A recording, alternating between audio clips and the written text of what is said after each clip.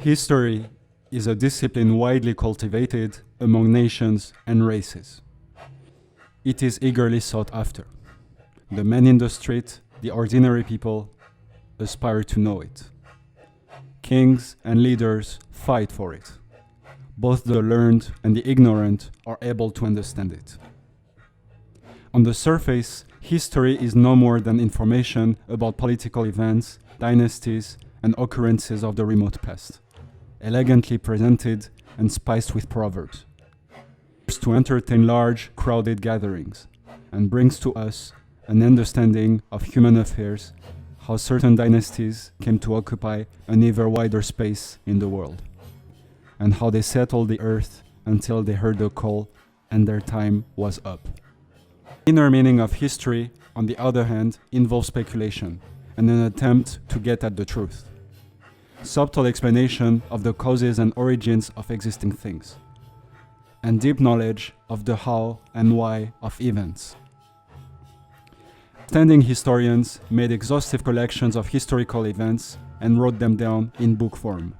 But then, people who had no right to occupy themselves with history introduced into those books untrue gossip. Their successors followed in their steps and passed that information on to us as they had heard it. They did not look for or pay attention to the causes of events and conditions, nor did they eliminate or reject nonsensical stories. When I had read the works of others and probed into the recesses of yesterday and today, I shook myself out of that drowsy complacency and sleepiness. Although not much of a writer, I exhibited my own literary ability as well as I could, and thus composed a book on history. Assalamu alaikum. That entire quote comes from the Muslim thinker Ibn Khaldun, who has written extensively about the rise and fall of civilizations, and has pioneered various disciplines of what we call today sociology and historiography. To the point that he is not just a pioneer, but an alternative to modern approaches in social sciences. He said that unprecedented work on social dynamics did not come out of nowhere. It arose because of a specific need. The need to clean historical narrations from myth, alterations, lies, and exaggerations. The need to elevate historiography closer to the rank of a science, with its methodology, rationality, and laws. Make clear and rigorous distinctions between truth and falsehoods. He mentions throughout his book a couple of myths that he deconstructs. Thanks to understand Ibn Khaldun's work, one must understand Ibn Khaldun's personality. He is an extremely incredulous and skeptic scholar.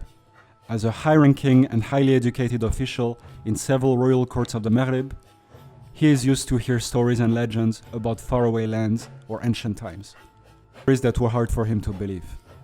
Ibn Khaldun thinks that history must be based only on the analysis of concrete facts that can have a natural and plausible causal explanation.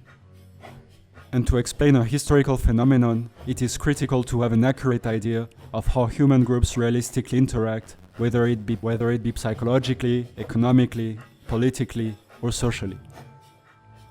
To understand Ibn Khaldun's perspective, one must look at his educational background. Like other Muslim polymaths of his time, Ibn Khaldun's education has been strongly influenced not only by Quran and fiqh, but also by the study of ancient Greek sciences. In particular, the philosopher Aristotle, whom Ibn Khaldun holds in high esteem, as well as logic, which he calls the first science, quote unquote. The first science is logic. It is a science protecting the mind from error. Its use enables the student to distinguish right from wrong, within the limits of his ability to think. Same goes with geometry, another science heavily influenced by ancient Greeks, quote unquote. It should be known that geometry enlightens the intellect and sets one's mind right. Thus, it has been assumed that the following statement was written upon Plato's door: "No one who is not a geometrician may enter our house." Background in Greek sciences for Ibn Khaldun was perfectly integrated and articulated with divine science and theology, as the ones could be at the service of the others. Khaldun leans on the prophetic tradition, enjoining Muslims to ensure that an information they receive is genuine. That is why logic is a great analytic tool, but must not be misused or abused, quote unquote. Man should not trust the suggestion his mind makes, that it is able to comprehend all existing things and their causes, and to follow all the details of existence.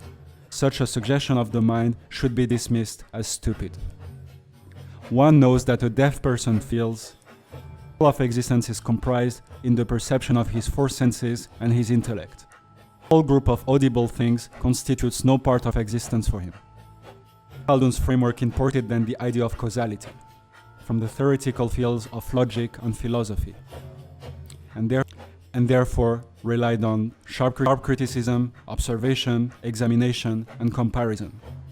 From that, he managed to forge the tools he used to systematically analyze accounts of historical events, to get rid of falsification and get an idea as objective as possible of what had actually happened. Historical narration, by nature, could easily contain exaggerations or lies. They could misplace trust on questionable sources. It could also have been written with hidden purposes, like flattering some ruler, gaining some social rank, or partisanship, sect or group.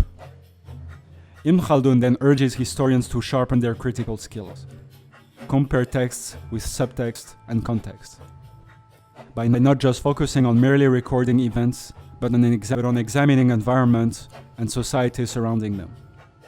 Now that his theory is complete and ready, he can start exposing false historical accounts, employing logical methods and techniques. Here they are.